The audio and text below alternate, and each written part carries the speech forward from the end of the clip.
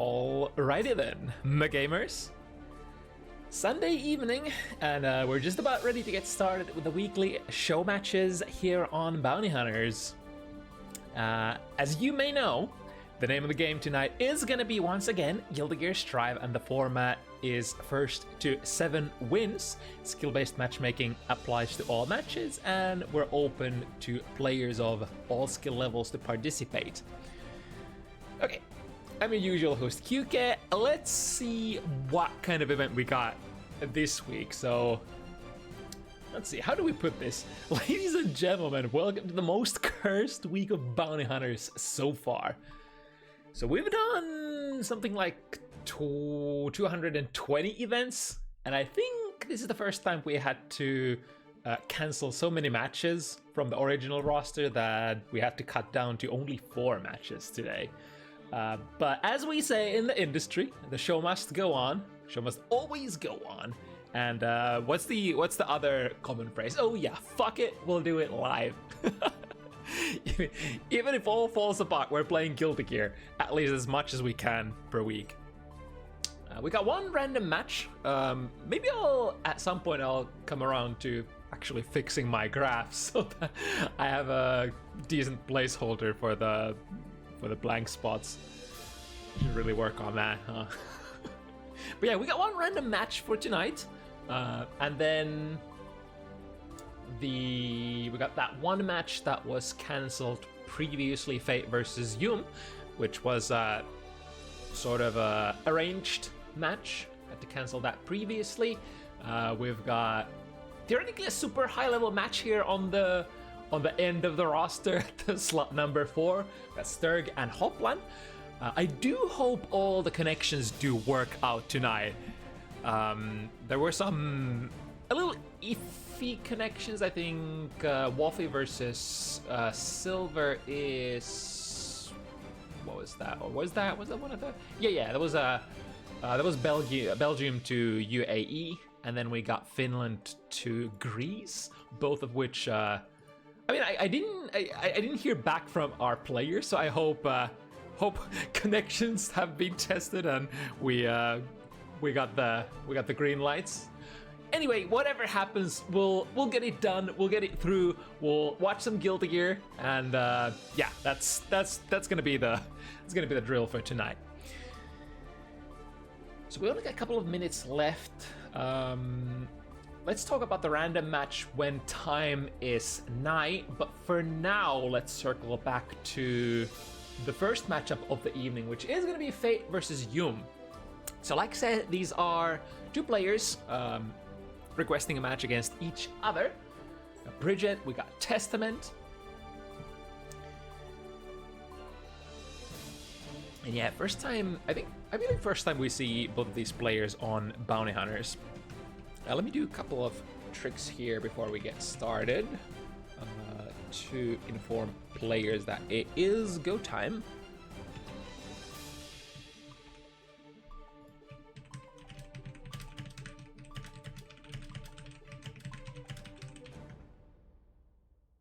We go with that.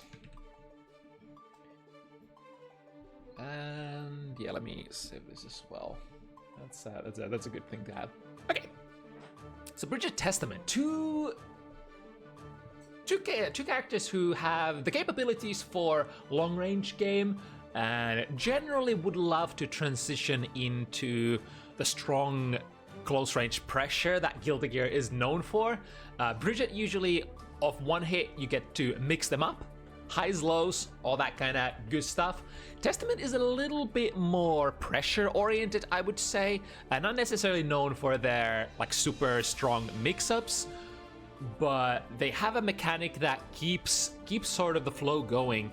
The curse that you apply, Stain State, especially if you manage to put the opponent in the corner, you can force them to either stay passive, so the situation loops over and over again. You can sort of loop into Stain, into more fireballs, into more Stain, until the opponent like does something. You can kind of these kind of what should we call them? It's I'm not sure what the archetype would be called, or rather the way that they get the hits. They never really force their way through the opponent's guard, but unless the opponent does something, like, the situation will never end. So basically your condition is catching the opponent trying to escape your pressure. You technically don't have to do anything, just loop your pressure and try to guess like where they attempt to get out of.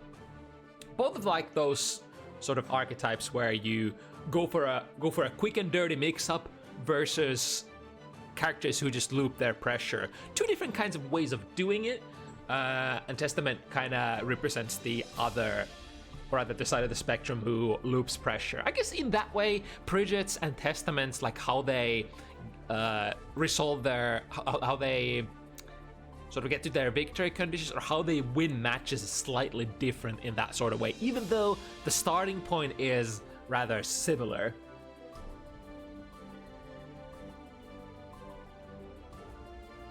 And in fact, like both of these characters generally do need to throw their fireballs to get the best stuff out. Testament, of course, would like to put the succubus marker on the board, attempt to curse the opponent, so throwing a couple of fireballs to get the curse on before getting things started. At that point, your rewards are pretty big. On the Bridges side of things, you can of course throw your yo-yo, which is an excellent projectile, either on the way in or on the way out. But either way, after you set the yo-yo, you gain some ability to alter your movement arc. You gain access to the rolling movement, as well as when the opponent is down, of course, you get to do all sorts of nasty things, kind of like in a way that Ino does. But you do need to find that hit first, as Bridget. Both the characters very good at playing neutral. So perhaps the more important question is, who is gonna land those big pokes at neutral first, rather than like how is your pressure gonna end up working out? I mean, that's very important as well. If you the job is sort of half, or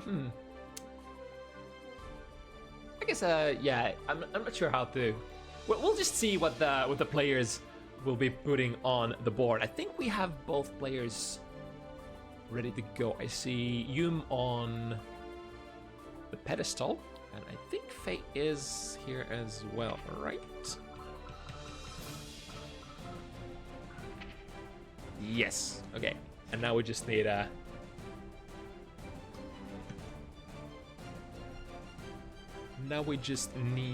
the magic button that presses go.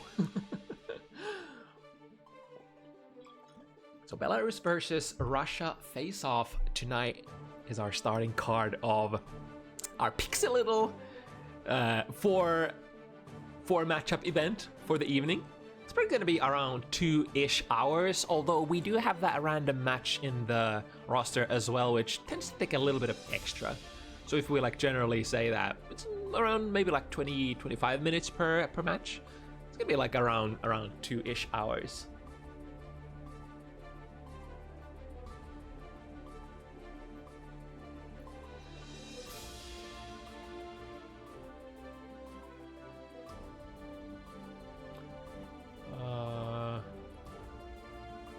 DMs? Do I have DMs? Oh, what's this? Unable to queue for a match due to maximum number of simultaneous matches that has already been reached. What the hell is this? What are you feeding me, Strive? Let me... Wait, what does that even mean? I literally have the same room that we always do. What? Maximum number of simultaneous matches has been reached. Excuse me?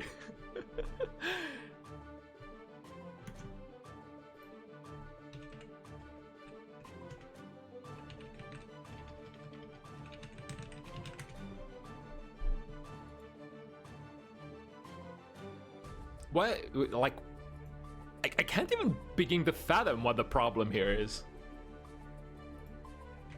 So it's not like any of my room settings, is it? Because like, yeah, the room is rematch, number of matches infinite. Yeah, so it shouldn't be that.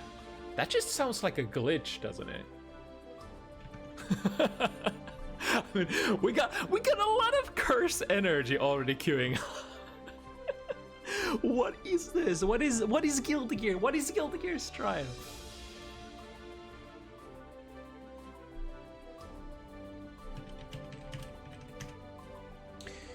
Okay, I guess we'll try recreating the room. That is an option we can take.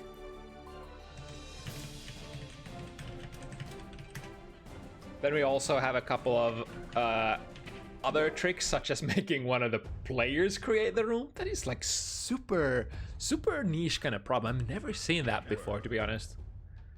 Okay, let's try remaking this. That is definitely something. Let me make sure that so all regions, there's like shouldn't be any reason why. Number of simultaneous matches.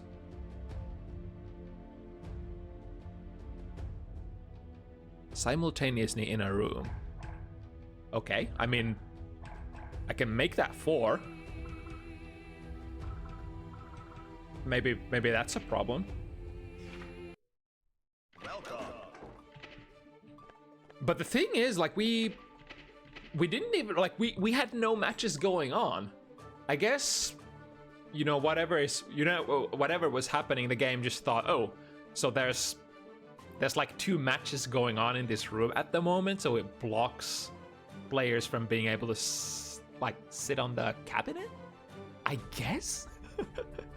Okay, that was a good one. I think we have our players raring to go, and seems to be working this time. Okay, that is very strange, but you know, we'll take this as a victory, being able to troubleshoot it in just a couple of minutes. Okay, Yum versus Fate, our first match of the evening. In a character matchup that is maybe a little lower power level compared to what Guilty Gear Strive usually has to offer with a lot of these two-touch characters that just absolutely annihilate you out of the game. These two need, on average, like way more than 2 touches to get the job done. Even if you get like the best close slash starter of your dreams, you're probably still looking at like at least 3 to 4 touches. Uh-oh. Oh no. What is going on tonight? What on earth?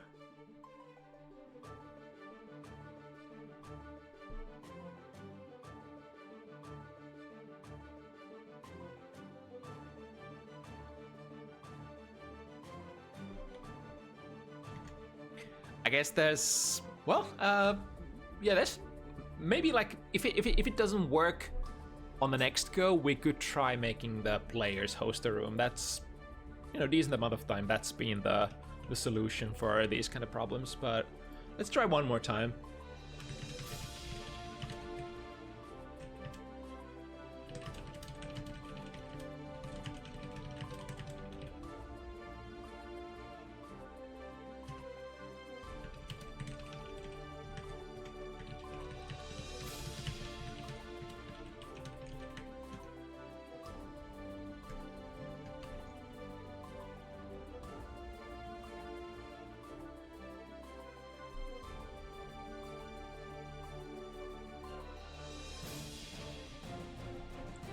I'm gonna be honest, I'm literally scratching my head here. It's like, what is this game? What is its net code? What is anything? There is that thing where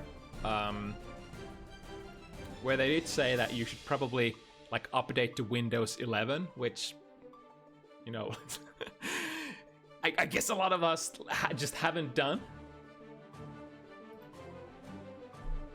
Technical problems. Okay, so I guess one of our players did say that there is technical problems at the moment, so it might not be. It might just be on the player's side. And we can definitely do that.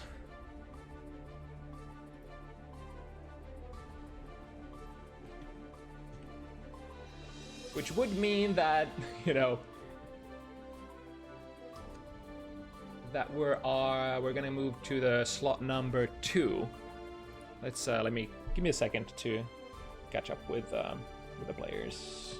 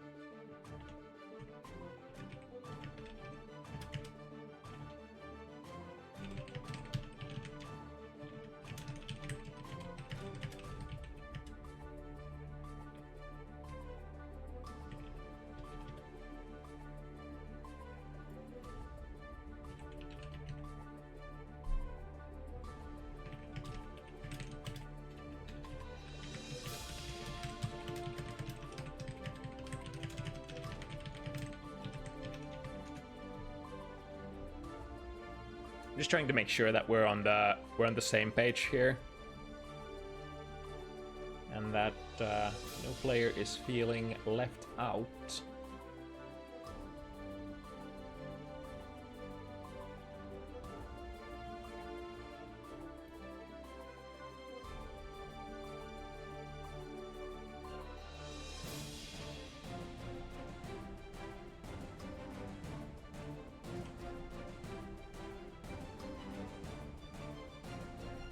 I really wish Discord didn't make this extremely difficult and block like everybody's names while you're in streamer mode.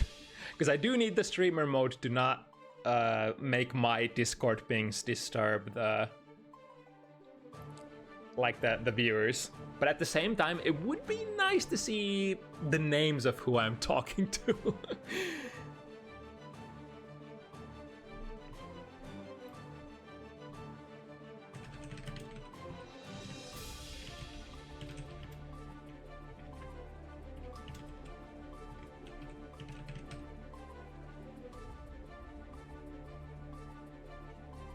Well, either way, I think we'll do the number 2 slot first and see where we're at the after that.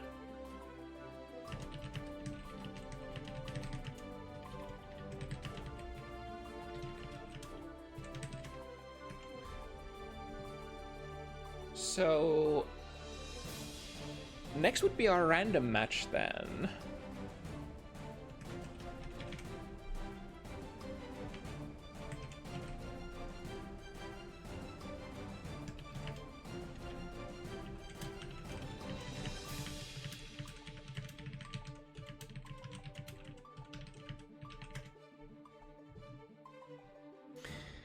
And since this is a mutual random match, while we're waiting for the players to respond, we could explain a little bit how this works. So the random matches on Bounty Hunters, generally by default we do the whole character pool, and the players usually choose whether they want to get their randoms with or without duplicates. I believe this time Will and Detada have chosen that we're gonna do without duplicates. That means once we random into a character, that character is gonna be removed from the pool. So let's go into our rolling interface and start by rolling a character for HiWill. So the reason we do this is the in-game client doesn't really have a good random picker, so we have to do this behind the scenes. The first random for HiWill would be Milia, and then for Detada,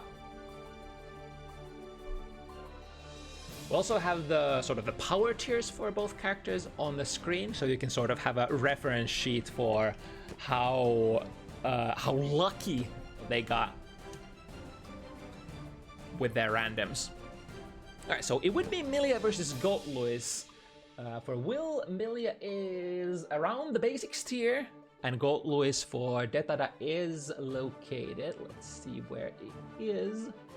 It is the not confident zone. So not the biggest discrepancy, but based on these ones, we would assume that no, Will has a little bit of an advantage. Although, of course, you gotta understand that this is not really exact science. The funny little tier lists are basically the players' self-evaluations for how they are expecting to perform on a lot of these characters. But it is a random match, and it's reasonable to assume that, you know, the players don't play all of these characters on a regular basis. So there's a lot of fluctuations and a lot of things that happen. Is this not loading either? Please don't tell me it's just the servers. Okay, we're in. Mankind knew that they cannot change. Okay, and it's slow. Okay, Guilty Gear. I should update the names as well, right? So it's Detada on the left and Will on the right. So this is really nasty in terms of like just the sheer amount of damage that you can get for single hits. And a single hit, here we go. 1/5 of your life is gone. For a simple sequence like this, so we'll have to play really careful not to get caught by, especially like any of the 6p counter into burn it down. We're definitely getting a hit. The 5D, I wonder if that missed. It kind of looked like Will did stand up for that. Drag the fish hits with the Behemoth Typhoon, even a single. Ooh, nice 5p anti-air there, but no follow-up, or rather follow-through. Of course, it's gonna be kind of difficult where we're burning meter here, and a jump P. That was even if that doesn't hit, it was definitely gonna punch HiWill down to the ground onto that ion cannon. And smash that on the 6p, not allowing those high-profile moves go through, which technically a disc is one of those. I wonder if 6p just straight up beats the heavy disc. I think it was the jump heavy there, got them on the landing. These two characters do have some similarities in their air buttons, whereas they do hit all around them, and the burst has to come out. Detada takes it with the bigger guy this time around. I think I have to also switch the rune type to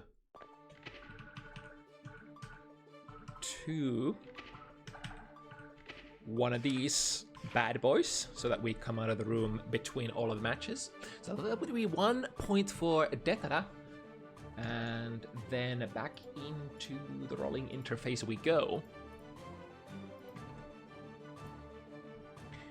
So for Will, we are looking at Elfelt, it looks like, which is pretty high up on the list, and we have actually, now that I think about it, we have seen Will play that on Bounty Hunters, right? If memory serves correctly. And Detada is going to be working with Slayer, once again the sort of the heavier hitting character, which is also relatively high there on the power rankings. Basically a strong tier versus confident tier, so relatively high power level match coming up here. One of Will's main characters, if you will. If you will. And then Detada not too far behind either, with how confident they feel about this character. Both these characters are very tricky to fight against. Slayer, of course, we know, threatens you even from full screen with a lot of stuff that you just kind of have to roll the dice against. And speaking of rolling the dice, we have this character as well, who is just nothing but mix-ups and resets. And speaking of the resets, here we go, the S-Rekka into throw. Only -1 on block, so basically a perfect timing there to go for tick throws that really can't be reacted against. Oh, and a really nice Bridal Express, empty Bridal Express into the opponent's guard. Manages to get a trade at the perfect timing. where the opponent is really low health. Turning on the 6B once again. Elva is one of those characters who has a really high reaching 6B, so if you kind of need to reach above you, she's definitely the pick, or rather one of the picks. Decent damage coming through. We got the super as well. Time for Detada to get it rolling. It's gonna be a safe jump into just disengage, maybe waiting for a YRC or something of the sort. Now on even rounds, starting with that far too heavy, the big money maker, which depending on like what you're trying to contend against, like lows, 2Ss, 2Ks, 2D, stuff like that, really just fall prey to that button overall. But now HiWill, has it started? Oh, wait. Went with the whiff cancel there against Hand of Doom. And baits the YRC as well. Bam! It's gonna be almost as explosive for HiWill as it was in the first round for Detada.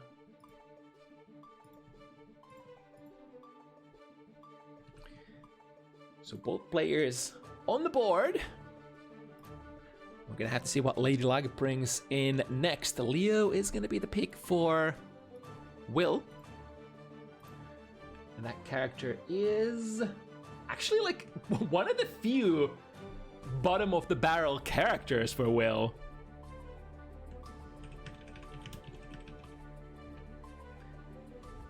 As for Detada, we got Happy Chaos, who usually at the very bottom of people's lists. However, Detada feels like this is a confident pick. This is a character that they have indeed practiced and played before. So this one should be, if we trust the power rankings, this should be very confidently Detada's match to take.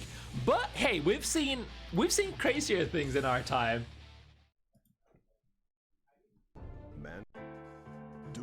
Have we actually ever seen like a top tier self-evaluated character losing to like a complete no experience character? I think that hasn't happened before, if I recall correctly. But we've had like pretty huge discrepancies on the evaluation tier list. However, Leo is a character that is somewhat standard. Like Leo has like if you played charge characters before, then like it should be like business as usual. Start constructing a very basic day one or maybe even like a day zero plan. But then again, when you're contending against a character who the opponent does play a lot, it comes to question like, is that gonna be enough? Are those like absolute bare bone basics gonna carry you? And so far it would look no, as Detada takes the round convincingly. From a confirm into gunshots.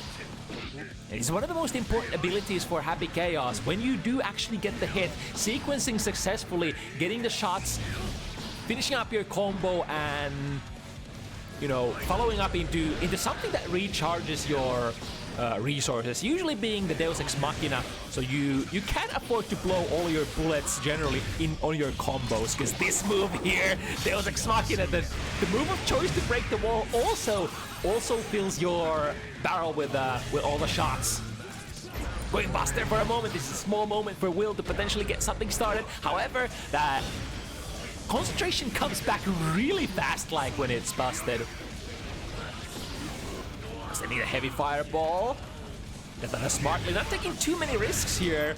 Perfect spacing here. The Sonic Boom actually does not reach at that distance. And here we go, straight into Deus Ex Machina. They should break the wall. I think we are close enough to the corner. But Leo is quite heavy in terms of the defensive modifier. Oh, the RC there jumps into it. That's the Gold Buster. I think that's kind of what you have to do. If you block that Gold Burst on the ground, it's no good. Able to block in Dime, taking out the gun, loading up the barrel with a couple of shots. Full barrel once again. This is tough. You do have to. Oh my God, Pokes with the STP. Is that the plan? Is that the plan? Can you survive the shots? Can you just hold to block and hope to survive? HiWill does not have the charge here, so the same plan is not available again. That was sweat-inducing. When you are in that situation where both players just basically have no life. It's really tough. I think Will was trying to bet the farm on that SDP, hoping it would kill. Was the right read, but in the end it left Detada with just a sliver of health left. So Ram Lethal for Will. And Ram is... where can we find it on Will's power tiers? It is in the basics tier. Oh, it's gonna be Ram Lethal Mirror? Okay. Not confident for Detada. Again, it's not too big of a discrepancy between these two tiers, so relatively low-ish power level in terms of what the players can bring onto the table. But of course, like, if we think about the absolute power of this character, yeah, Ram has always been up there. But Ram also the kind of character who you kind of want to try to finish your sequences with, know the combos so that you can put the opponent in the corner, do the set play, and just basically keep the opponent from playing the game. This is it's one of those characters who is really good at that, if you can sequence your things. So Detada with the red color here versus Will's default color. Oh, got them with the 2S frame trap. However, no follow through is what I was talking about. If you want to get into that set play scenario, you have to finish your combos.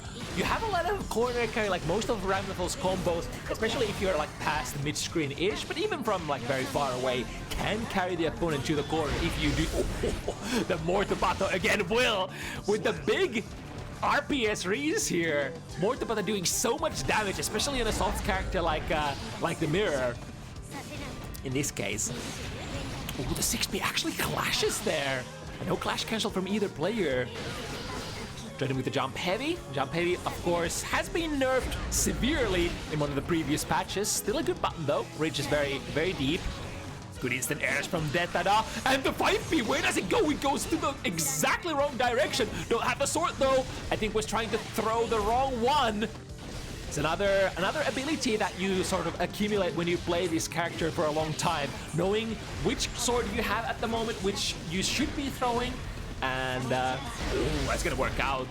Might have even been a reaction that was like a last frame reversal super there coming from Will, and you can DP that flip kick on reaction theoretically. I've tested that in training mode. A little bit of chip damage. Oh, big windshield wiper has the burst immediately. OTG after that would have been death, and Will evens it up once again. Takes it in the Ram Lethal Mirror. Not a huge surprise there, considering the character was slightly higher on Will's tiers, I believe. That is what the story was. Oh, is it gonna be one of Will's characters? An old main here for Will, Eno. This is gonna be super high level match, or sorry, super high level pick here for Will. Let's hope that Detada does get something good too. It's gonna be Milia, who I will have to check is located rather high. Okay, so a very decent pick for both players, but considering that Will has been previously an avid Eno player, I'm sort of biased to believe that this might go in favor of Will here, if I had to bet money on this particular match. But we'll see, we'll see. Two characters that have very similar game plan, try to get the hit and try to blender them down.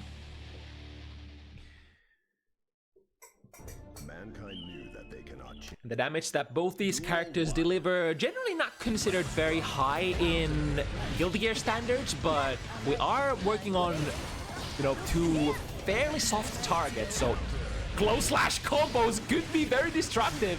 Not confirming it this time, may have been thinking about the burst, which Will is currently holding on to. Good match there, 2K2D. A simple sequence like that can get it started. Oh, there was a cross-up hit! An unfortunate turn of events. The turbo dive into a throw. We are behind. Slows down time and kind of sees that the opponent was behind. Was probably trying to get a throw there. Oh, that is so low profile. Even during the active frames of that disc, the stroke, the big tree straight into 6 speed goes under. That Will in a great position. Was that a safe jump or did we press on the landing? No, we are gonna take a close slash. You wouldn't drop this combo? No, of course not. Great reach once again. I would say the ability to RPS, even with these characters that you don't necessarily have like super big amount of experience with, Will still has the sort of the instincts, the predator instincts to go for the high risk, high reward moves and making good use of them. Or alternatively, reading right when the opponent goes for it. Oh, but this time, I say that, and Detada has the better of the RPS rate this time. Oh, that's a big counter hit. That is a huge bounce. Wow. That's first world problems. You got such a huge counter hit bounce that there was almost too much time to pick it up. I wonder if Detada has actually lapped that hit, because that is one of the sort of recent changes when Artemis started bouncing the opponent like way harder on counter hit than before. Or even a normal hit. Oops, wrong interface. Here we go, next random. That counter hit looks so good, especially in the corner. Too bad that Detada didn't quite manage to confirm that. So it's gonna be Lucy for Will. And Lucy, one of the newer characters in the basics tier, makes sense. Lucy is a fairly standard character. Gonna go up against Detada's Mei, who is at the very zero experience bottom tier. So this would definitely once again favor Will just a little, or I would say like when it is a zero character versus at least some experience, I would say the player who has a little bit of experience is like at a huge advantage. Unless you are one of those freaks of nature who just can't play fighting games really intuitively, I think like piloting a character for the first time is kinda difficult, I would say.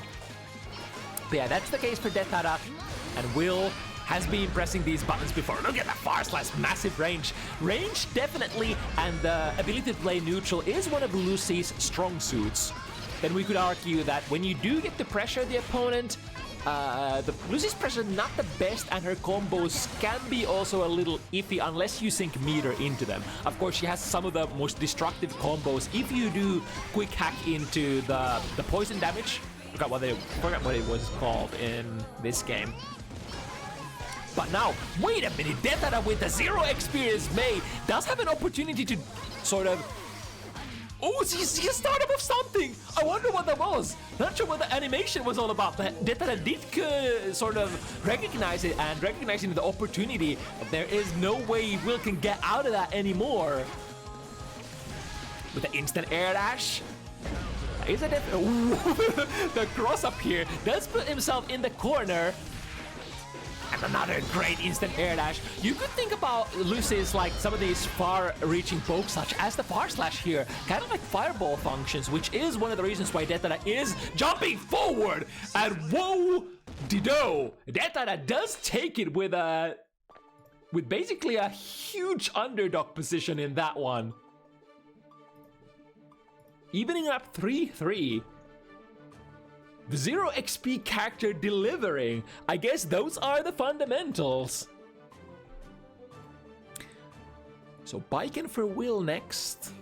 And where is that character? Around the middle of the road. It's gonna be Sin for Detada. And Sin is... You can find him on this chart. There it is, basics. Okay, so both players are kind of working with around similar self-evaluations on this one.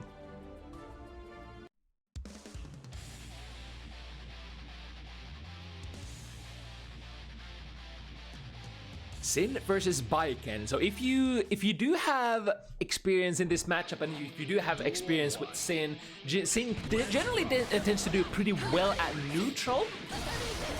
And then Baiken, of course, has a little bit more edge in sort of the sort of the pressure and mix-up game. Not necessarily pressure, but mix-up game especially. Ooh, that's a counter hit! And even after the new nerfs to, you know, since HiWill game with Hoof and Elk, getting a counter hit with those moves still does give you a combo. Ooh, that reversal RTL does bring the opponent through the wall. And it's the Kiss family special. RTL, nice delay there, perfect in the middle. And we got the combos as well. I mean, sync combos, not necessarily the hardest in the industry, in the game. It's like having very standard B&B combos for this character is not the most longest taking endeavor to achieve, but still, having those on point gives you so much power level. And immediately after seeing that one combo for Detada, in fact, after seeing everything, this seems actually pretty decent. Much higher level than some of the sim play I've seen on my time. But here comes Will. Was that a safe jump is the big question here. Yes, it is. Ooh, however, with a knowledge check after RTL not taking their turn, unfortunately. No first whiff, however, is going to be saved. 6B is good, however. On the counter, oh, nice bait. A little too far to get the kill, though. We have one stamina in the tank. Uses it for a command grab. Sorry, command dash. And then snipes HiWill out of the air with that jump B. Detada with really strong Sin performance there. I'm of course a little biased being a Sin player myself, but that looked really, really solid actually. There was almost like no major mistakes here. Giovanna is gonna be the pick next for Will. Located in the sort of basics plus tier, basics and combos tier. And Kai is gonna be the pick for Detada. Let's see where the Footsies man is. The Footsies man is fairly high here. So the pendulum once again in both terms of the current score, but also the current random, seems to be favoring Detada. And this could be the momentum that he needs in order to seize a comfortable lead in this set. This is a huge one. If Detada gets a win here, it's gonna start feeling decently or I guess I wonder if you're ever gonna feel comfortable and safe in a random choice match or a random select match. Because like who knows, the next 5 of your randoms could be like absolute garbage tier in terms of like what you're capable of piloting. Okay. Ooh, baits the DP here. Let's see the punish. I mean, that's a little bit of damage. Most important thing is you always get something for your punishes. And just getting into the pressure distance is fairly decent reward for Will. Or rather, Giovanna. Will, though, gets thrown into the corner. Good control here, using the slide as a pseudo anti-air, catching, I think, the landing frames. The neutral jump heavy finds the mark. Detada is working with slightly reduced amount of life here, so can't take a combo anymore for sure. 100 meter in the tank. It's gonna go into get off me, YRC, guard cancel. Ooh, but the spiral arrow ends up being a successful anti here. It's a common problem for a lot of Kiss family characters that your jump-ins aren't necessarily. Oh, I wonder if that was a misinput. Maybe wanted a fireball, but ended up getting the SDP instead. And now Will, decent amount of life, half of the target's life gone. Looking for a way in, good 6B into the corner, setting up the heavy fireball. However, that was a little late there. Will vigilant, instant air dashing, and getting their turn. Oh, the slide cannot wait. Can that not hit the spiral arrow? I'm not actually sure if I've ever seen that interaction before. Sees the super whiff, goes for a super of his own. Damn. I'm not completely sure if that was a true punish there or if Detada just had like a lapse in the the timing. And then Will was just like, okay, I think this is gonna be a punish, and then it might have been a punish or might have not been a punish. It was a little ambiguous looking situation. Kai is gonna be what Will rocks with this time. What is Will's Kai? It is... But there are so many characters in this game. It is the basic plus tier. And the pick for Detada is going to be Ino, which is slightly below basics tier. So once again, Will has the edge. But we are at a point where neither player really has a decisive edge. 4-4. We're slowly inching towards those championship rounds.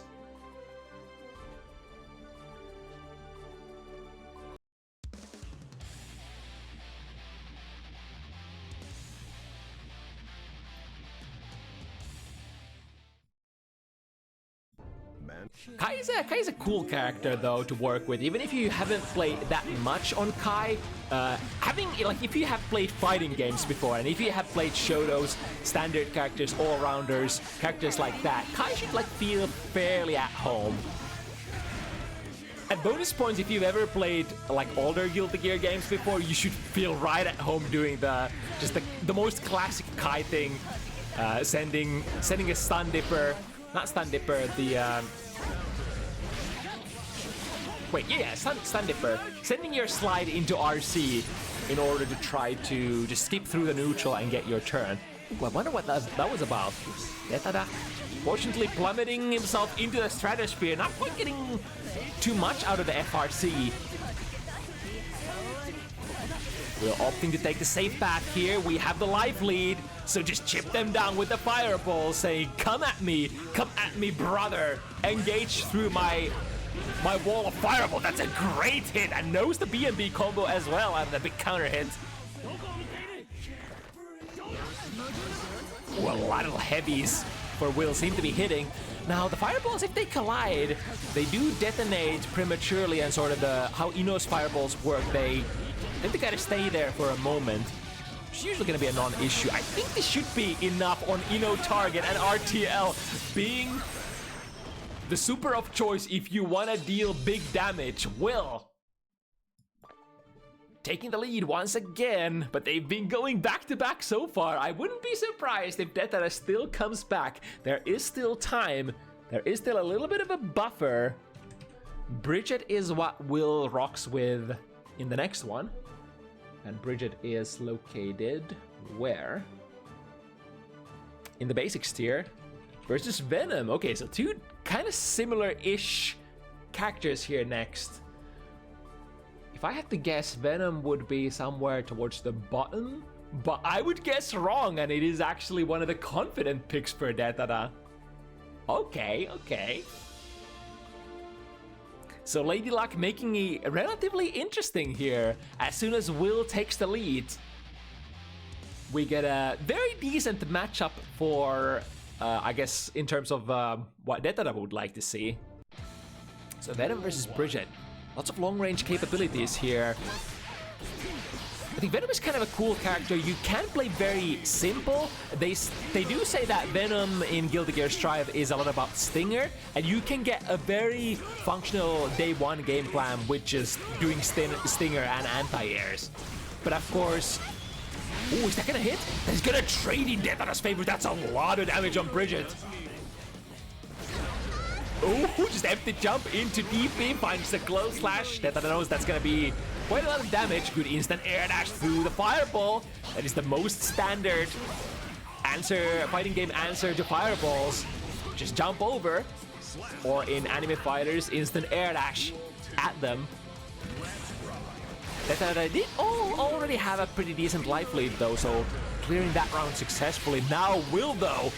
Got that put in the corner, got the close slash hit, however. Couldn't quite hit confirm. It can be sometimes a little tough if you catch the opponent backdashing or airborne or something similar, going into the right combo. Some characters have to modify their combos quite a bit depending on if the opponent is grounded or not. Should be jumpable. Yes, does it with the rolling movement there, making sure that we don't fall back into the Dark Angel and the close slash starter. However, do we know the combo? Do we actually know the combo or not is the question.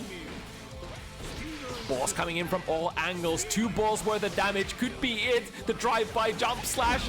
Ooh, but wait a moment.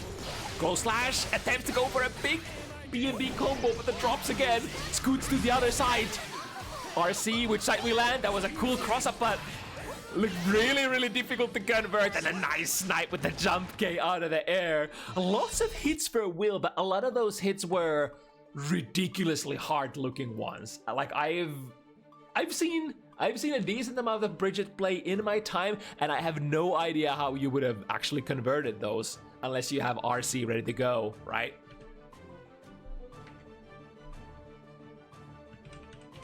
We've got Johnny next for Will.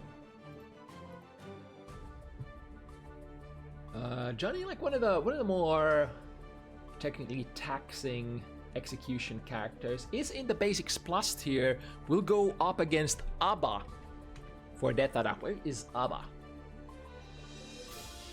Hopefully not too low. It is in the not confident tier. I'm a little scared whenever you get like a Abba random and it's like not very confident, and then you have then you go up against a character who is generally considered like pretty good at neutral, especially a kind of character who has long-reaching buttons, such as Johnny here. So that will somehow have to find a way out, but I mean this character does have some gambits that you can utilize. For example, that command dash, which Detada used just now, is quite the low profiling move. Can go under stuff like Far Slash, for example, or K-Mist Finer.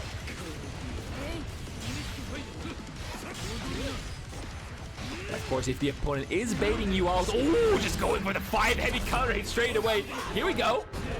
No way with the block against the Danzai. Ooh, that's the Danzai from very far away. That's very punishable. It's a long ass move. So if you don't connect that on block, nice refresh here. Detada looking pretty good so far. Look at that mobility. However, maybe a little too fast. What if Abba used force speed? A classic question. A little bit too fast for her own good. Goes bust here. Now we'll have to work towards getting that jelly back. We do have to interact with the opponent. That's definitely interacting. Neutral jump, shimmying the throw. Ah, was trying to slide in there with a 2K. But once again, the reversal super out of Will is gonna take the cake here. Good attempt though. If that 2K lands, that would have been a kill for Detada for sure. Started with a TK Mist Finder at round start. Kinda hard to maneuver around that. Tried to engage with the install. However, the long range for Will, that card is gonna be unusable. Good block on the overhead. Straight into Danzai. I think this can't be refunded. Yep, goes bust. And doesn't even manage to get the close range. Oh, never mind. We are in there. Basically like one block away from being able to get to the threshold where you can actually install again. Oh, there was a cross-up, self-cross-up there. I would have held left for block, but I think that was on the right side that time. The command grass goes under. Yeah, 5K is another suspect. They're getting low profile, just a little bit of juice left here. Will drifts out of that super, and this is looking mighty difficult. Here comes the close slash, dash in, nice check there. The Rekka does give you enough jelly to install, but there's only so much time, around 4 seconds. And we are bust again. Right, how do we overcome this? This is quite tough if the Johnny player just keeps basically dealing obstacles in front of you. Oh, close slash down. Are you kidding me? The close slash counter is anti-air. And Will misses the far slash, still has enough time to combo into a successful conversion. Oh my goodness, these characters who have absolutely cracked close slashes for anti-airs.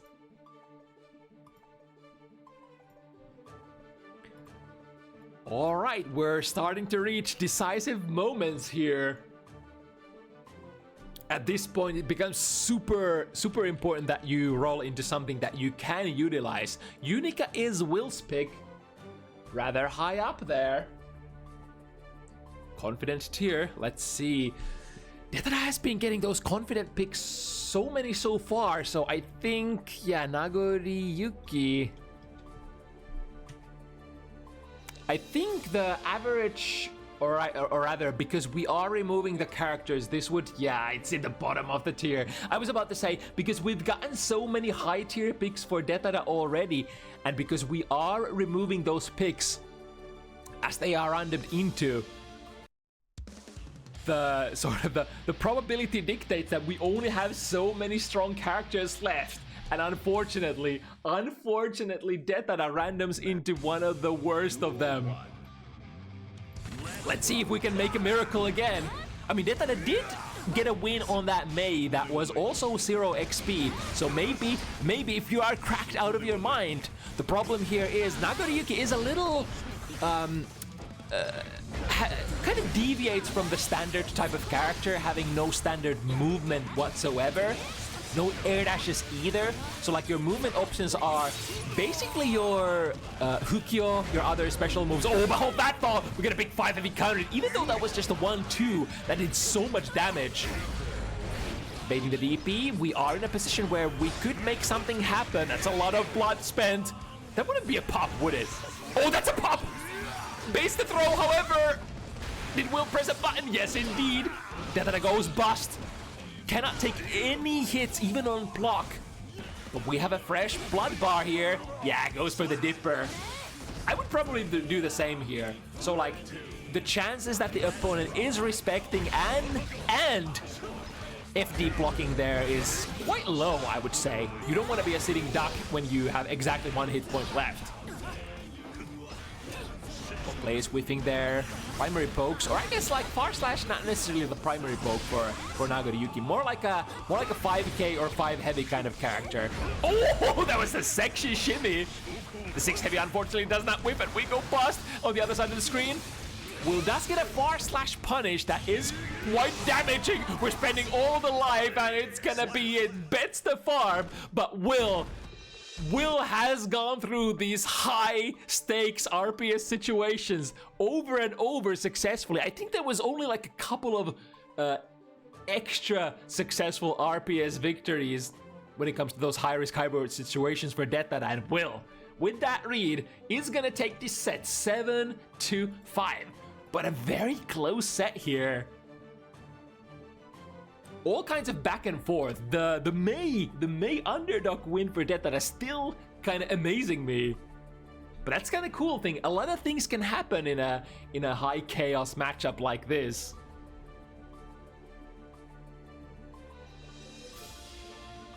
Okay then. Let's see. What's the situation with our previous one?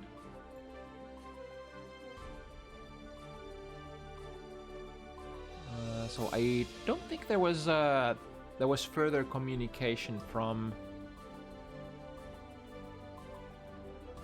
Yum and Fate.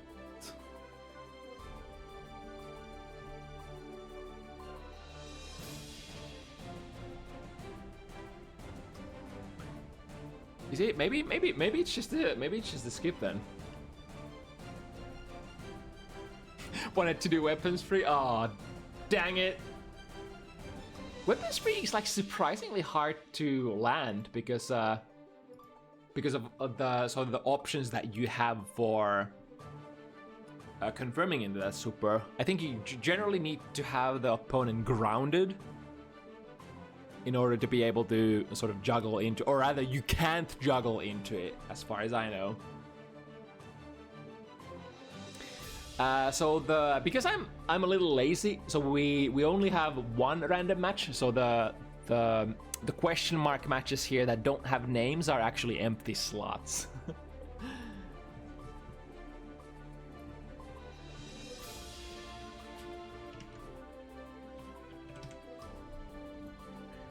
So let me go Waffy and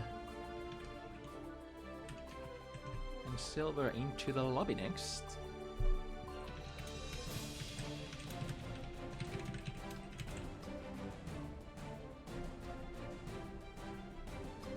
So Mei versus Bedman.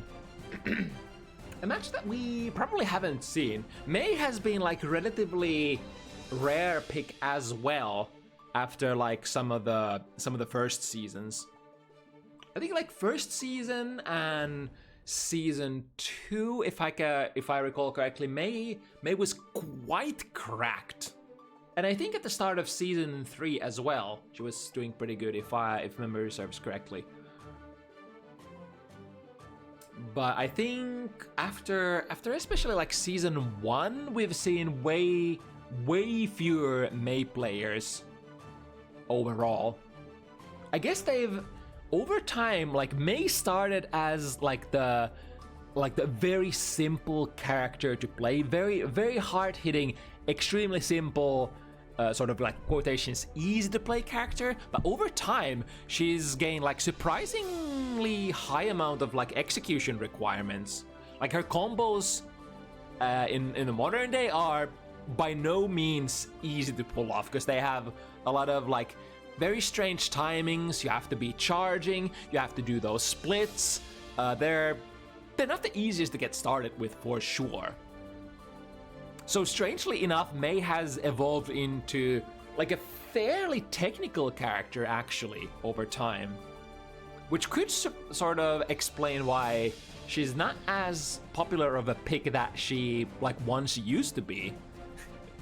That's a little bit of a blast from the past, or a historical analysis, if you will.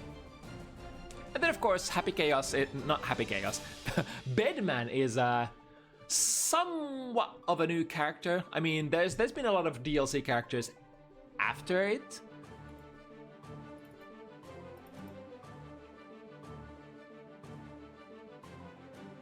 So by that merit, you would imagine, like, because Bedman is one of the newer characters, he also has like limited amount of players as well, because there's been only so much time that the players have had to pick that character up. But we're gonna see what these characters, or rather these players, are cooking here. Waffy, a relatively new addition to the Bounty Hunters roster, and Silver. I think this would be Silver's first game on Bounty Hunters. Right, immediately starting with that jump slash. One of the moneymakers for this character, you basically being the horizontally furthest reaching character. Oh, don't tell me we have connection problems, because this technically was one of the matches that I was kind of worried about. Would it work out at all?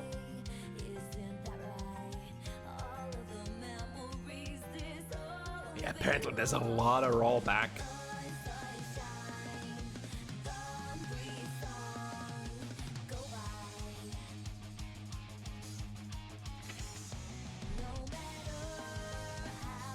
Yeah, it's, I guess, did the players not do the connection test then? That's unfortunate, because nobody likes to play a completely like unplayable connection.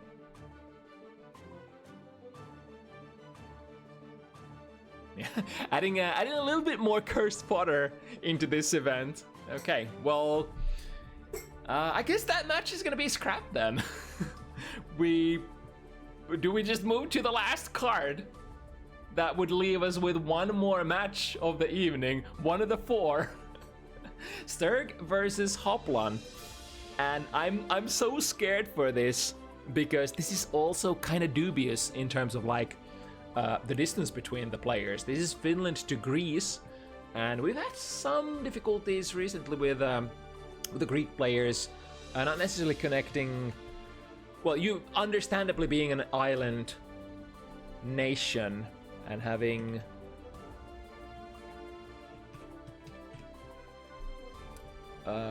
questionable routing to mainland, perhaps. So I do hope we are potentially blessed with a good connection here.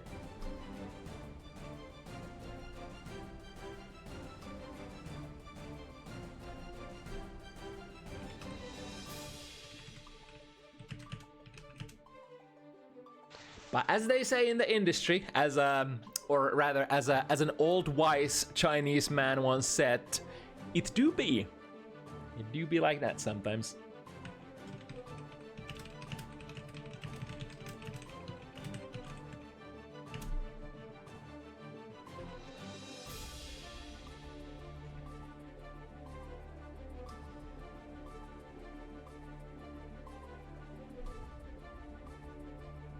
3v3?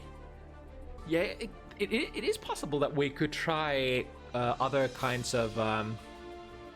we could do other sort of formats of show matches on Bounty Hunters, and not just the multi, sort of what we call it, multi matchup FT7s.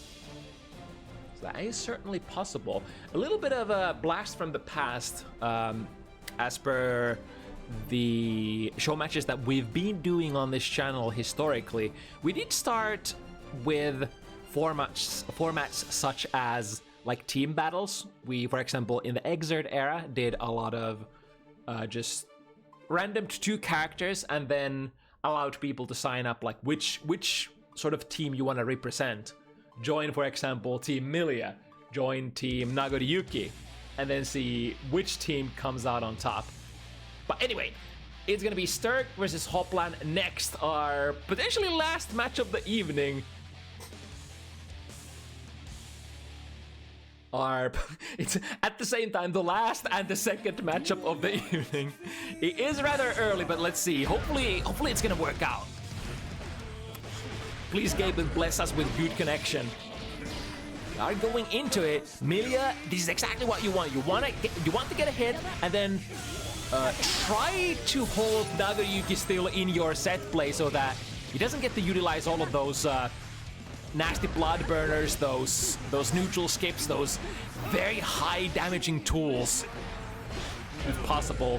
Ooh, but got them with a close slash. That means lots of damage inbound, even if we don't spend too much blood. YRC on the close slash, tried to go for, I think it was a too heavy there. A little slow, but Hoplan still potentially in the winning seat, driver's seat, if you will. Frame trap into Lustsaker. Hoplan still has decent amount of blood open, so we could potentially try to skip back into the guard of Sterg if we manage to get out of it. However, Sterg has other plans for the first round of the set. Frame trap into DP. Oh, that's a big blood burner. Oh, that's a big blood burner, and Hoplan was hoping, basically counting on getting the hit, and he does. Oh my god, that's so much damage. It's a kill. Mask on. Should waste no time whatsoever, right? It's just a snap instant. That was definitely one of the more entertaining Naga rounds that I've seen. Even though, ooh, look at that disjoint. Look at the sword. Oh, look at him go. Ah, here comes Sterg. Side switch in the middle of the string. I don't think I've ever seen a string like that before, or rather a combo like that before, where you side switch in the air. That's kind of nutty. Into a low. Looking good for Sterg so far. Does have the 50 meter. Queued up the Artemis already though, so that means Hoplan will get to play RPS at neutral at least one more time. The problem is both of those reads. First, oh yeah, we should flip this into rematch room as well. Let's do that. So Sterg opens it up 1-0. But that was such a roller coaster ride of a first game. First, Sterg basically set plays Hoplan, then Hoplan gets one touch, goes into a blood pop, just completely annihilates. No interaction whatsoever after the first hit. I mean, there was an interaction between, sure, but like you can definitely one or sort of one tap, not really two tap Milia. She is one of the softest characters in the game after all. So if you get like absolutely dream sequence going on. Hoplan with the light bleed. As long as you have relatively low blood still in the tank, your defense modifier is rather high, so you're not expecting to die on 1 or 2 hits. I think this is good. I think I saw 6k from Milia, and that cannot be stopped, especially with the empty tension bar. Hoplan swipes. This could be a checkmate scenario. Yeah, I was about to say, how about some good old samurai mix here, perhaps?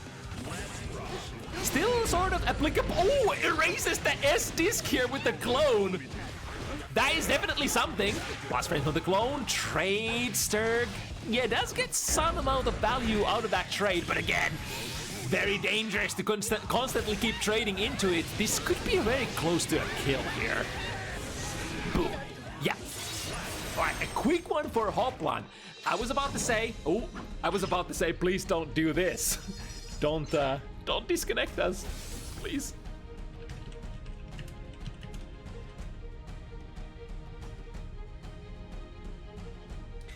But yeah, I'm certainly happy that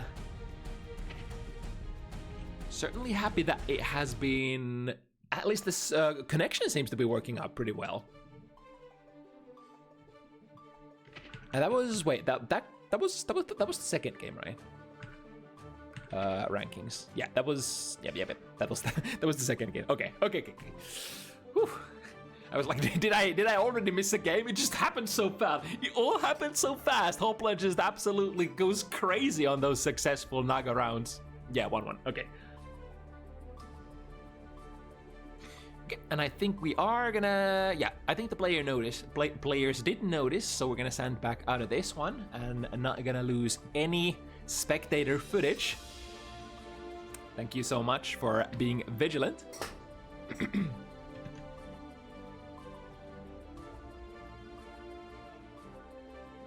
Yeah, I think there's been like every single type of problem that you could ever imagine has been a problem today. I should have maybe flipped this to this, right, to get players out, and then flip it back to rematch. Micromanaging room options on the background. Okay, from 1-1, Pendulum is ready to swing either way. We've seen those control rounds from Sterg, where you do find a hit, maybe get a whiff punish, maybe get a engagement from a dubious air angle. As long as you find the hit, you can force the opponent into a situation where they just have to guess on the set play, and if they guess wrong a couple of times, well, it's lights out. But on the other hand, the game plan for Hoplan, Nagoriyuki, basically a berserker of sorts. Like, you go in guns blazing, you get the hit, and the little pixie hair wizard is gonna be gone and erased from existence pretty fast. All of her bits and bytes just disappearing immediately from the screen once you get a really good hit. Rocking with a good anti-air, Hoplan does go for the aggressive burst, keeping Sterg in the corner. So even if you do get a hit here, Sterg can still work with that burst. She uses immediately, runs into the far slash. Ooh, tap does that. That could be a kill. Should be a kill. Yeah. No, not quite. Literally 1 hit point left. Math error. 6B is a little slow here, and no cancel either.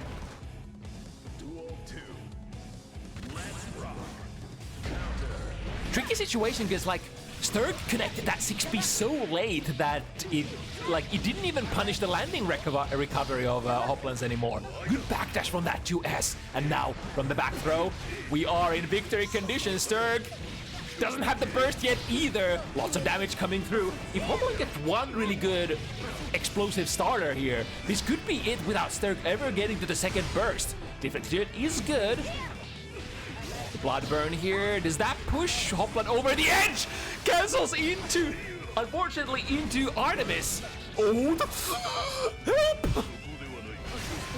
Oh, no, wait! It was the clone! It was the clone! It wasn't quite there! The clone did delete the S disc. However, where Sterg ended up landing was exactly where, like, Hoplan's main body was still traversing. And I think because of the RC slowdown, it just couldn't get through. That's a really interesting interaction. That's gonna be a punish though. And yes, smartly Hoplan taking the close slash punish. Good check there on the forward Fukio. 2P into more mix-up. This could be victory condition for Sterg. We're gonna drop it into meaty heavy disc. Did Sterg press a button? Yes, indeed, committing into the mix-up options. This will give Hoplan a lot of juice to work with. And one more hit. Starting with a safe bond, or a safe maneuver, sending the clone. Yes, the burst here, that would have been a kill. Oh, Hoplan finds the hit! The Fukio forward Beyblade, sending all the remaining blood. I think that was a relatively comitative move as well. If Hoplan doesn't find a hit with that Beyblade, I think it's gonna be Pop City, right? But Hoplan definitely is a player who is not scared to sometimes go for the sort of the guess for the game kind of plays. Especially if you're playing somebody who like knows how Nago works and kind of counts your blood pressure, and is like, okay, like, what kind of a madman would spend blood here? But if you think that they think like that, or sorry, right, if you think that they, like, if you're too scared, you might actually catch them off guard. Ooh, the burst back here. Hoplan still holding on to it. Can definitely afford to. Oh my god, look at that.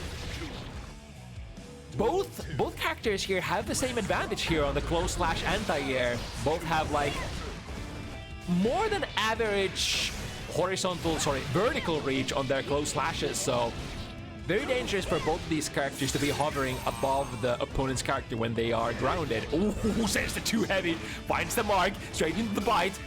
This is good, waiting for a reversal super, but it never comes out, even with 100 meter. Sterg, Judy's not go for it. YRC, oh, puts them into recovery, and there is no canceling out of a YRC.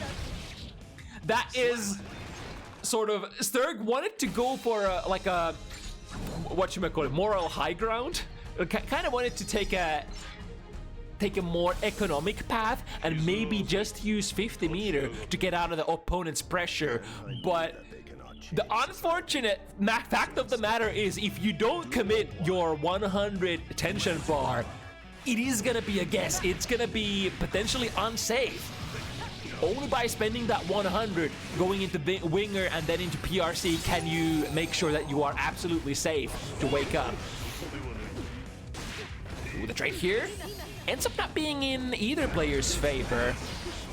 Hoplan still working with roughly 1 bar. Oh, that's gonna be many more bars to come. And I think Hoplan is holding FD here. Yeah. Into a punish. Oh, I kind of like this routing. So it's especially when your opponent Nagoriki does not commit into a combo that sort of spends blood, it's ever so harder to sort of justify the burst. Because you never want to be bursting when the opponent still has blood to spend. Because that'll just mean you go back to neutral, potentially just being in a neutral disadvantage again. You don't want that. Ooh, can we get a button? I think Sterg tried to get a button there. Oh, we're getting to the blood-sucking universe. Lots of juice to work with. That fight, was that a miss input on the throw? Hello? Hoplan was so minus there, yet we went for the 5D tap. I think Sterg, like that bamboozlement, that level of bamboozlement, the sequence that happened here, I can't believe it. But Hoplan got away with it as well.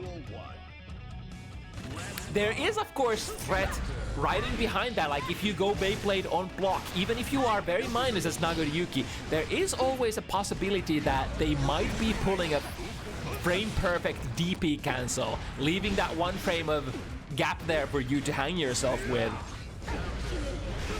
So it's not really free at all to try to throw or mash between. Great start here for Sterg. Using Capel to maneuver into a really nice position. This probably does not kill because we don't have the 50, but next hit. Oh, I think we committed again. 6K? No, FD cancel. Or that might have been the first active frame, or rather the startup frame of that move. Or maybe I'm just blind. Maybe Sterg was just waiting for it. But it does work out this time. Right now, Hoplan's turn to go for this ever so dangerous pressure. And with high amount of blood, you can also like hang around this distance that Hoplan is doing at the moment. And once a little bit of blood opens up, then we bounce in and force some mix-ups. Yeah, everybody knows that high blood 5 heavy, which reaches so far. And especially when your opponent is cornered, it's kind of hard to do stuff against because you don't have any like space to run away to. Generally, if they connect like 5 heavy on you mid-screen, that's like whatever. You're just gonna exit that situation because the heavy buttons cannot be cancelled. Ooh, let's see. Over we go, and the punish we get. That was a far slash though, so not the biggest damage combo that could have been. Nice frame trap into 2S once again. The classic frame trap sequence of Guilty Gear Strive, close slash delay 2S. Ooh, 5P anti-air. Actually, it's a whiffing because Hoplan went for the momentum stall jump D. And now, 5 heavy. From that max range, it's kind of hard to do anything, even if Nagoriyuki is very minus on block with that 5 heavy. You're usually spaced like around half screen away, and if Nagoriyuki just as soon as they recover, if they send Beyblade, if they send that massively good hitbox, it might be very hard to try to challenge it at all. Minus here on the Wild Assault, but we are very far away. Again, frame trap into 2D. Okay, what can we work with here? Get an early wall. Half of the Nagoriyuki's life gone on level 2 as well. This is not bad. Making the close slash whip with the turbo fall. Unheard of! Where's the hitbox on that move? Or rather, the hurtbox of that move? Alright, back to neutral. Sterg has a pretty stern advantage here. Half of his life still intact, as well as 100 meter. Oh, but life advantage is slowly running away. We can RC this. Wait, that what? The traits? I mean, it doesn't have any input frames whatsoever on the late active frames, of course, but Hoplan once again commits to the DP, dash forward with Fukyo, and go for blood-sucking universe. You always have to be so vigilant, even if you are in a blood-burning sequence. The forward Fukyo might come out, and you have to be ready to check it. Oh, that's a big one. Oh, the G5 heavy as well. Almost all of Sterg's life is gone. We got the hit though. The hit! Trademark! Can we work with this? Can we do this? Sterg absolutely needs it. We are down in games. The hard knockdown. Hoplan could send a super here. Goes for a 5B instead. There we go! This is a comeback game for sure. The wall break mechanic. Make sure that you have a lot of juice to work with in your subsequent pressure slash mix-up situations. Oh, that was kind of sexy, but the timing wasn't. I guess the spacing and the timing was a little off there, coming down. With Bad Moon, makes his Hoplan up. Back to neutral we go, but Hoplan has decent amount of resources here. I guess the biggest problem being the blood being relatively high. Oh, but we tap. This might have the might have the burst here. Does so, trading into what? Got the semi-guaranteed throw, or at least guaranteed mix-up situation where if you ever get stuck over your opponent, jumping out and they RC under you, slow down your frames, you're basically guessing for a throw tech there. The 2S frame trap works once again from the close range pressure. Even though, you know, Milia not necessarily known for her crazy pressure, you still have the very basic structure of offense that pretty much any character can work with. The Gatling strings are universal, and close slash 2S is a very universal frame trap string at that. Oh, this should catch right. Yeah, the 5K is out and active. Looking for one more hit. Just waking up with 6P. Thinking that Sterg did not have the balls to go for a meaty here, especially of the low kind. Sterg still procures the round. Engine might be slowly getting started here. Nice angle here. Jump heavy hitting from both ways. Going into low. I think it was actually the disc that got the hit there, right? Ooh, okay, we're sending it. Side switch. Almost looking cool. Hoplan would have definitely loved to finish that sequence in order to fix the blood. Speaking of the blood, it's gonna go pop, but Sterg is too far away. Baits the burst. Hoplan does not take the bait. Hoplan does not negotiate with your burst bait. Here he comes. Samurai mix into. Oh my god. You kind of have to contend with the. But oh my god, he just steals the round. No way. I was about to say, like, there's not a whole lot of threat here. Like, just block the Samurai mix. But Hoplan manages to sneak in the blood-sucking universe and completely resetting the situation. And now we have so much momentum. Here he comes. The second hit, the overhead hit of the DP. And one more hit. Anything is good. Gold burst. Is it enough? Can we work with it? Can we block here? FD cannot be held. We already locked in to the jumping option. That means Hoplan is gonna move on to the decisive 6 points here, looking for potentially one more. Hoplan is such a scary player, because like it feels like, does the reality ever hit you? Does it ever hit you that you are in a bad position? It feels like Hoplan just doesn't give a shit. Is like, yo, I'm motherfucking Nagoriyuki. I need only one hit, one good read, and maybe one extra read if I'm high on blood, such as the blood-sucking universe there. Alright, gets the gold burst blocked. And now Hoplan is very limited in the amount of defensive measures that they have. No deflect shield, no tension, low health, almost nothing to work with here. And like even if you do get the deflect shield burst amount here, you probably don't want to commit to it at this life disadvantage. Yeah. But I mean, it's not like Hoplan is not working with a great buffer. We can still lose a lot of rounds. And it's Sterg who will have to show the consistent. Oh, nice jab there. Got the, I think it was looking like a DP startup or something of the sort. Oh, the back throw. Oh, I've seen this script before. Backwards Fukyo trying to bait a move, and then misses the punish though. Sterg still has a chance here. Hoplan would probably have to start thinking about the burst, but it feels like Sterg is thinking about Hoplan's burst a little bit, like even more than Hoplan himself is.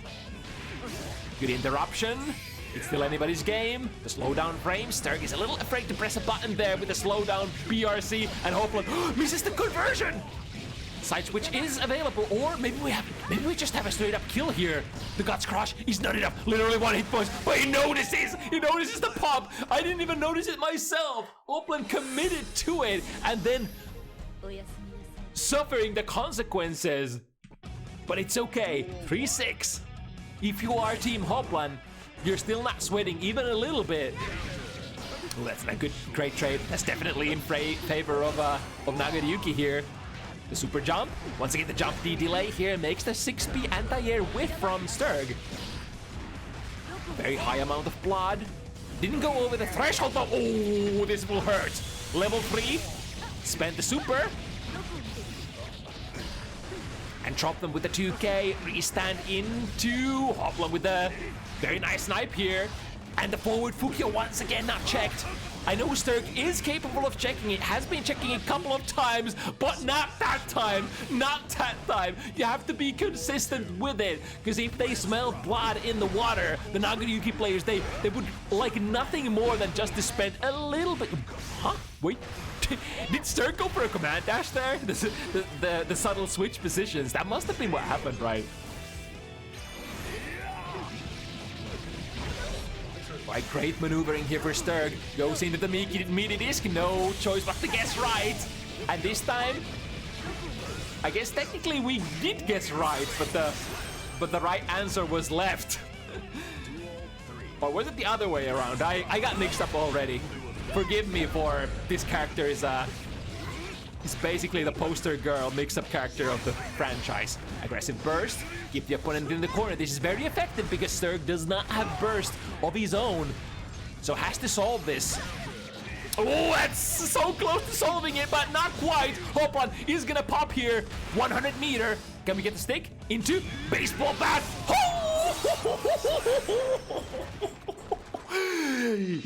The boy does it again. With the certified Hotashi sequences, finds a big hit. I was a little worried that might not be enough, but no way that's not gonna be enough on Milia.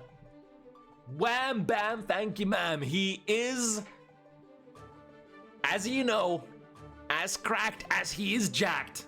Hoplan, the top 8er from the recent reinstall finish major tournament, shows that we are here to play mother freaking Guilty Gear Strive.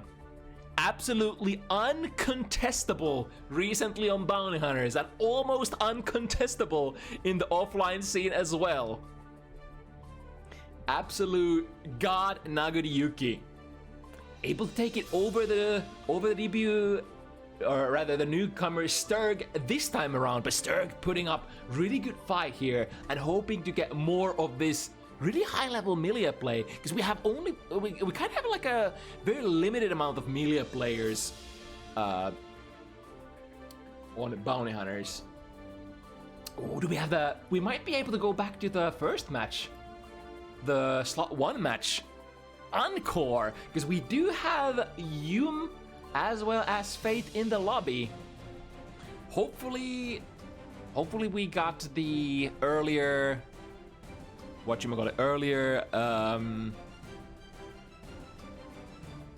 technical problems settled, so we have an option to play one more match here. Hey, it's starting to resemble like an event. 3 matches, not too bad.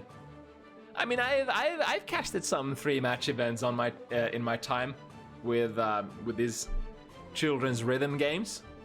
We used to do a lot of like 3-slot matches for XX and Exert back in the day.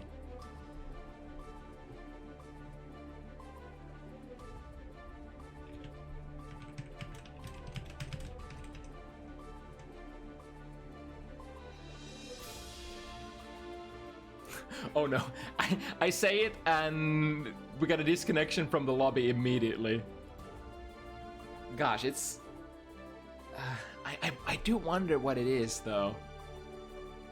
I mean, we can try to make one of the players host the lobby. It could be that the routing is just so freaked up because of like where I'm hosting from. That is always an option.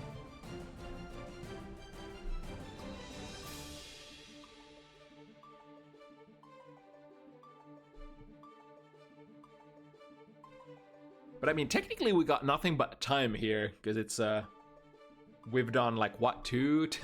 We've only got 2 games, and even though like one of them took a decent while because it was the random select match, yeah, it's still pretty early. So I mean, we definitely have time to try to sort of at least troubleshoot this out.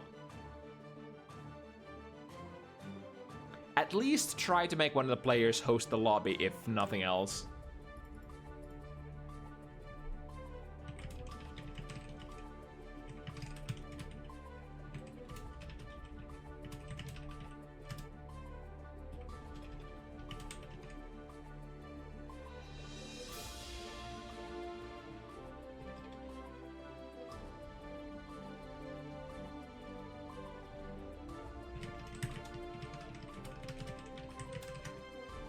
Yeah, okay, so we're gonna try have one of the players hosting the room.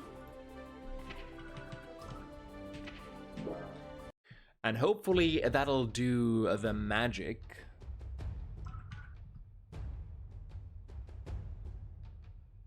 Network.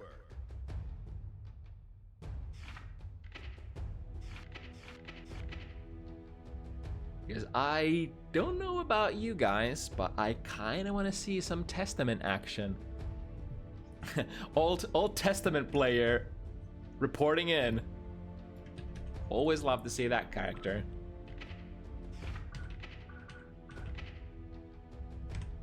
Oh, right, I'm not hosting my own room, right? I'm joining a different room.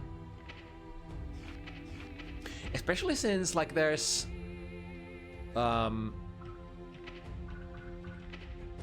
there are some considerations for Testament to be like borderline tournament viable, but they're definitely a character that hasn't seen a whole lot of tournament success during their lifespan.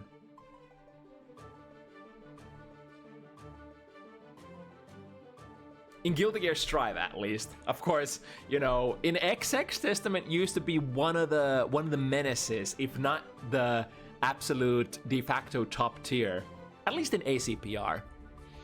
But in Strive Front, The character has been a little tricky to make work, but if you consider like that kind of stuff creates really cool stories, and you always feel like rooting for the underdogs, right? It's one of the reasons why I absolutely love watching Testament a lot. I mean, it's also that, you know, being a former Testament player, you kind of know a lot about the character. It's kind of how it works with just about any character. You know a lot about a particular character. You can appreciate the small nuances that kind of go into playing the character.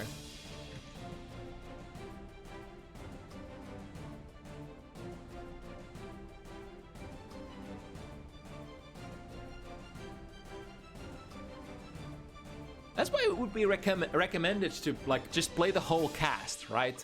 Then you can have a completely new sort of outlook and appreciation for just about every character, and that kind of also eliminates the whatchamacallit, the sort of the enmity, the sort of character hate. When you've piloted a particular character in the past, it gives you a little bit of extra insight into what might be the difficulties, the crumbling stones, like the hurdles to hop over in order to get everything out of that character. So that allows you to appreciate the players who actually play that character really well, and not just think like, oh, this character is just cracked out of this world, and like every character that every player that plays this character is just sort of getting quotations carried. The game starts looking completely different when you have played like so many different characters. That's why I have so much like appreciation for players who actually play either play random select or just have straight up played all of the characters in the roster to maybe like the quotation highest rank. Like, for example, people who do like every character into Vanquisher rank, or every character in the Grandmasters, or whatever the top rank is called in your fighting game.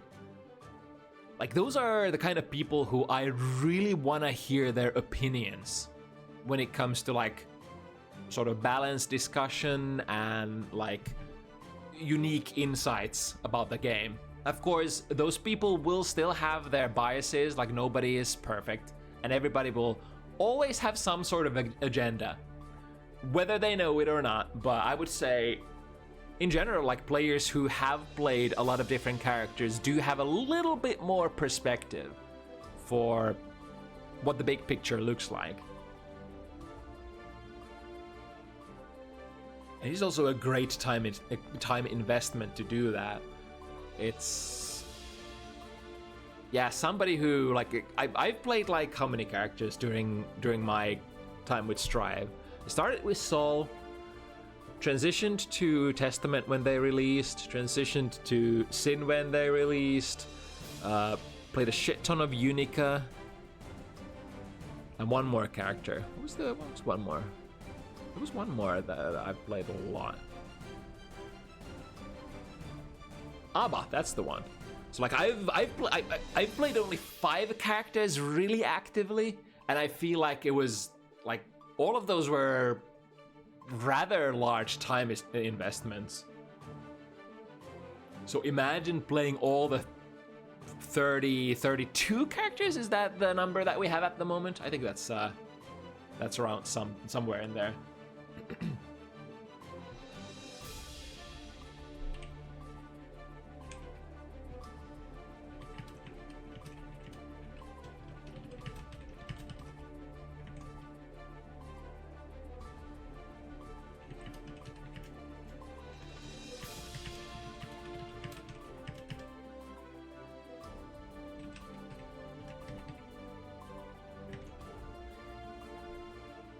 Okay, as far as I've understood, we have one of the players still restarting their game and trying to make into the lobby. What else is there to say about this? So we talked about random, we talked about players who play, you know, tons of different characters. It's really like, that is a very strange phenomenon in Guilty Gear franchises. I think before Strive, it was extremely difficult for you to be able to control a lot of characters at like an adept level.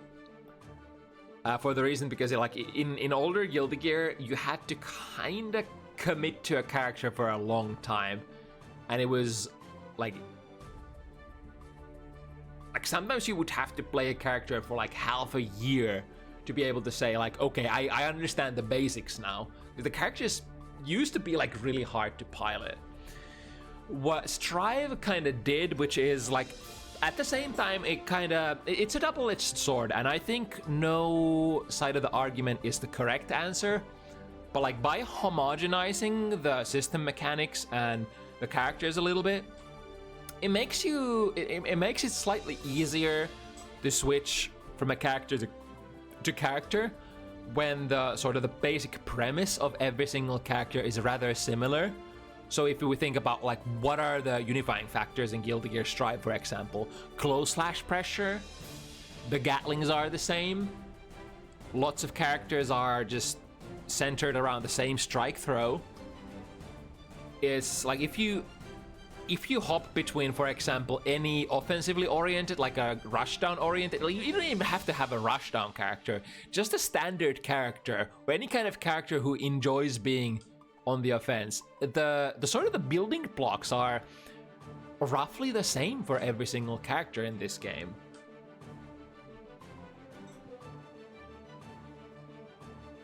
So that makes it so much easier to master like many characters, which was in the past like completely unheard of, if you ask me.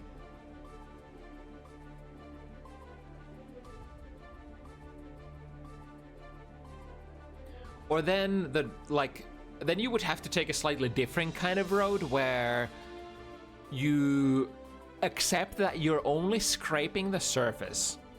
Like if you wanted to play like every single character in Guilty Gear Xrd, or God forbid XX, you would only have like a certain amount of knowledge of every single character. You would like, usually those players who were able to do that, they were the absolute crackheads, the absolute destroyer tier players.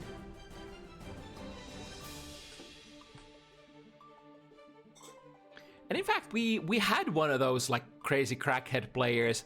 Speaking of, in the we have a little bit of time to kill here, so let's talk about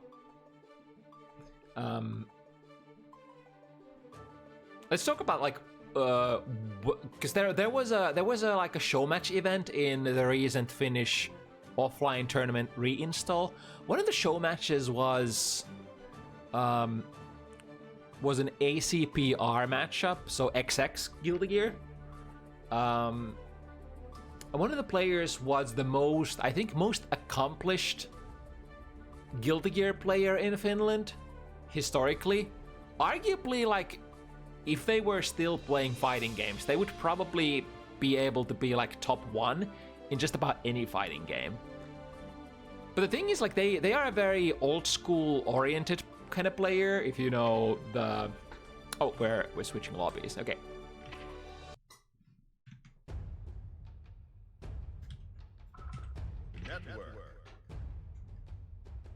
Yeah, they're a very old school oriented player, and I think they did play random select in that show match as well.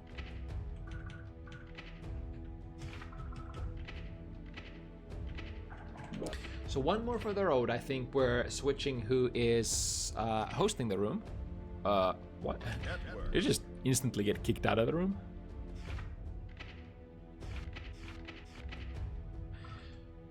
So a little bit of a status update is that players can't see each other is the problem when they join a particular room.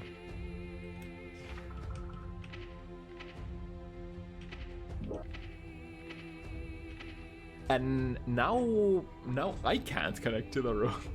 Like, what is going on here? Is this match just not meant to? Is this just match just not meant to be? Is my search ID correct?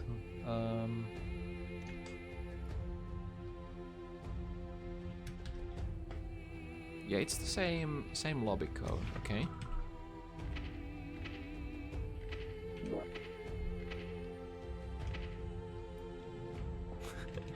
And now I can't connect to the room for some reason.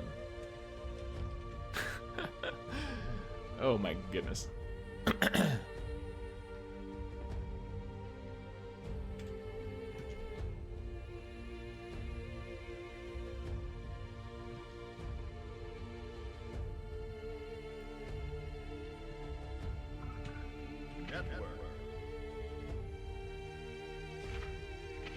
But I mean, if I guess it doesn't matter if I can't connect, if the players can't connect to like each other's room either. This is so ironic as well, because like these players have been wanting to play against one another for quite a while, and I assume that they have been able to play against each other in the past. I would assume. So why is it not? Why is it just not working now?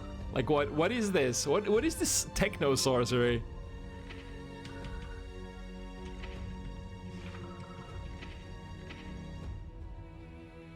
Yeah, I just can't. Do I have to try to like restart my game? I can definitely do that. We can try to restart Guilty Gear Strive. That's actually like the first time I ever restart my own game, right? Other than when you get like those client breaking glitches.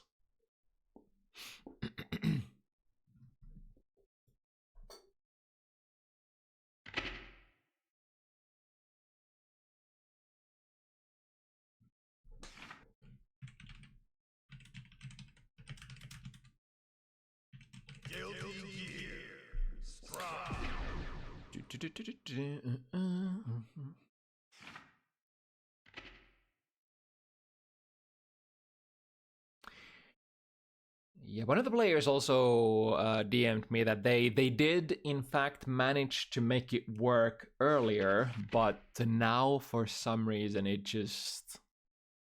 I mean, who knows? At this point, like, I've been through so much hardship and heartache and tears and everything with this game and its lobby system that I'm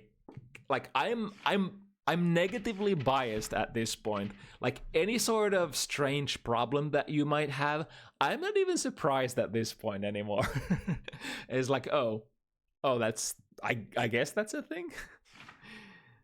And it's like, yeah, that's potentially definitely a thing. But yeah, it looks like as far as I can tell, it's yeah, it look like we just can't make this happen this time around, so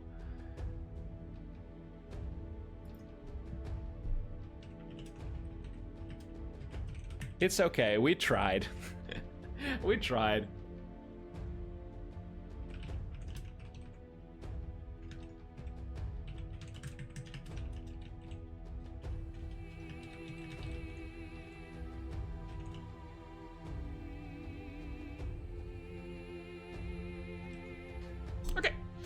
But I guess that would technically mean that we are at the end screen. Wow, it's is this officially? I think this is officially the shortest event that I ever had to cast. I mean, it did take like almost 2 hours, but hey, I mean, two sets out of the original 7 that we got to play in the end. We had some. There were some good sets as well. The match between Detada and Will went pretty down to the wire. Random match, pretty good. And then always love to see Hoplan's games. Always love to see new Milia players. The Hoplan versus Sterg match was pretty cool as well. So I'm I'm satisfied with the quality of the matches tonight, even if we didn't have too many.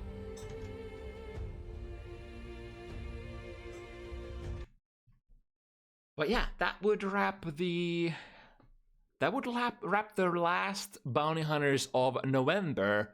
Next week, nearing the end of the season, December 7th is going to be our next event. If you want to sign up for that one, you can join my Discord and fill the sign-up forms. The Google Docs are going to be posted there in just a couple of minutes after we go offline.